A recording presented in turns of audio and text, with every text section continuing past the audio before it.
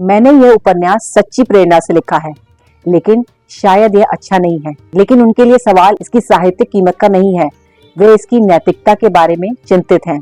यहाँ मैं सही था, कुछ भी नैतिकता के खिलाफ नहीं था और यहाँ तक कि इसके बिल्कुल विपरीत भी। लेकिन उन्होंने इसके विपरीत देखा और इससे भी बढ़कर शून्यवाद के निशान देखे। मैंने इसे वापस ले लिया और एक बड़े अध्याय के इस संशोधन ने मुझे काम के कम से कम 3 नए अध्यायों की कीमत चुकानी पड़ी। प्रयास और थकान को देखते हुए, लेकिन मैंने इसे सही किया और इसे वापस कर दिया। ये पत्र था जो दोस्तोवस्की ने एक नॉवल को लिखने के बाद अपने दोस्त एपी मिलियोकोव को लिखा था। अपराध और सजा रूसी लेखक फ्योदोर दोस्तोवस्की का एक उपन्यास है। ये पहली बार 1966 के दौरान साहित्यिक पत्रिका द रशियन मैसेंजर के 12 मासिक किश्तों में प्रकाशित हुआ। इसमें पृष्ठों की संख्या 492 है। बाद में इसे एकल खंड में प्रकाशित किया गया था। साइबेरिया में 10 साल के निर्वासन से लौटने के बाद यह दोस्तोवस्की ने पूर्ण लंबाई वाले उपन्यासों में से दूसरा है। क्राइम एंड पनिशमेंट को उनके लेखन के परिपक्व काल का पहला महान उपन्यास माना जाता है और उसे अक्सर उनकी सबसे महान कृतियों में से एक माना जाता है। तो करेंगे बुक पर चर्चा। I am Radhika and you are watching BookBuzz. If you have not subscribed to our channel, please do subscribe and don't forget to press the bell icon to get all our updates.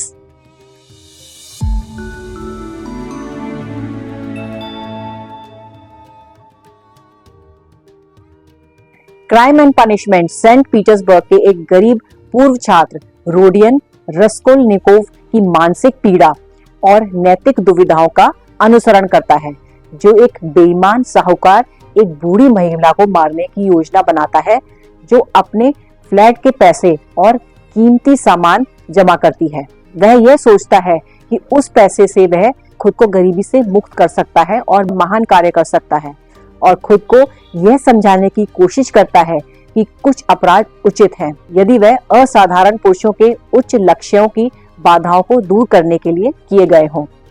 हालांकि एक बार जब काम हो जाता है तो वे खुद को भ्रम, व्यामोह और घृणा से ग्रस्त पाता है। उसके सैद्धांतिक औचित्य अपनी सारी शक्ति को खो देते हैं, क्योंकि वह अपराध बोध और भय से जूझता है और अपने काम के आंतरिक और बाहरी दोनों परिणामों का सामना करता है।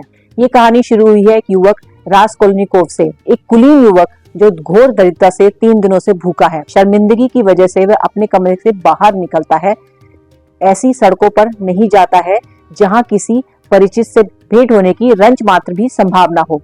कई महीनों से भाड़ा ना देने के कारण खाना देना बंद कर रहा है। ऐसे कुलीन, अभिजात्य, शिक्षित, सुंदर युवक के मनोभावों को जो वर्णन किया है वह अतुलनीय है। हमारे भारत में भी वैसे मध्यम वर्गीय परिवार बहुतायत संख्या में हैं, जो घोर दरिद्रता में जी रहे हैं। दर्द, दुख, पीड़ा, कुंठा, शर्मिंदगी, निराशा और हताशा अपने चरम पर रहता है। सामने बस अंधकार दिखता है। यह मध्यम वर्ग ना तो उच्च वर्गीय जीवन जी पाता है, ना ही निम्न वर्गीय कार्य कर पाता है। यह वर्ग बस अपनी बची कुची मर्यादा को चीथड़ों से ढकने का असफल प्रयास करता है। ऐसे अधिकतम लोगों का इतिहास स्वर्णिम होता है, जिसकी यादों के सहारे ये अपने दुर्दिन के समय में पुरानी कहानियों के सहारे काटने का प्रयास रखते हैं। दोस्तोवस्की ने इस मध्यम वर्गीय दरिद्रता के अंदर के चीत्कार को सुना, महसूस किया और कागज पर उतार दिया। घोर दरिद्रता के समय में रास्कोल्निकोव अपनी घड़ी एक रसूखदार बुढ़िया को बेचता है, जो अग्रिम सूद काटकर रास्कोल्निकोव को बहुत कम पैसे देती है। आज भी हमारे समाज में मजबूरी का फायदा उठाने की परंपरा है। गरीब होना कोई पाप नहीं है। किसी ने सच ही कहा है, लेकिन शराब पीना भी कोई नेक काम नहीं है। असली पाप है भीख मांगना। गरीबी से इंसान की आत्मा ऊंची रहती है, लेकिन भीख से आत्मा गिर जाती है। भीख मांगने वाले को झाड़ू मारकर सभ्य समाज से खदेड़ दिया जाता है और उसके अपमान में कोई कसर नहीं रखी जाती। यह स्वाभाविक है। स्वयं भिखारी भी तो खुद को कितना बेइज्जत समझता है, इसलिए लोग शराब खाने में जाते हैं। कितनी समानता है बिहार के एक लुटे पिटे शायरी करने वाले, दोहा पढ़ने वाले, अंग्रेजी बोलने वाले के भीख मांगने में और दोस्तोवस्की के रास्कोल्निकोव में। इतना बड़ा उपन्यास होने के बावजूद उपन्यास अपनी रोचकता बनाए रखता है और अंत तक कहानी बांधे रखता है। उपन्यास के अधिकतर पात्र प्रभावित करते हैं। गरीबी, दरिद्रता, मानवीय कमजोरी के बीच भी उपन्यास के पात्र सत्य और जीवन के उज्जवल पक्ष को उजागर करते हैं। उपन्यास बहुत ही ज्यादा पसंद आया और अगले कुछ सालों के अंदर पुनः पठन की योजना है। क्राइम एंड पनिशमेंट में कई किरदार समाज से कटे हुए दूसरे लोगों से अलग थलग महसूस करते हैं। रस्कोल्निकोव अलगाव का मूर्त रूप है। वह खुद को अपने कमरे में बंद करके दोस्तों और परिवार के साथ बातचीत करने से मना करके और अपने विचारों में खोकर खुद को दूसरों से अलग कर लेता है। रास्कोल्निकोव क्रोधित है क्योंकि वह इस तरह से फंसा हुआ है अपने अलगाव को समझाने के लिए। वह एक जटिल दर्शन करता है जो लोगों को साधारण और उल्लेखनीय में विभाजित करता है, जिनमें से बाद वाले तो कुछ भी करने की अनुमति है। वह हत्या करता है क्योंकि वह यह मानने के लिए बेताब है कि वह असाधारण है। हालांकि यह कदम उसे और भी अलग थलग कर देता है। अपराध और सजा के अन्य पात्र अपने अपमान के परिमाण स्वरूप अलगाव सहते हैं। मार्मेलादोव के शराब पीने की आदत ने उसे एक आत्म घृणा करने वाले बहिष्कृत व्यक्ति में बदल दिया है।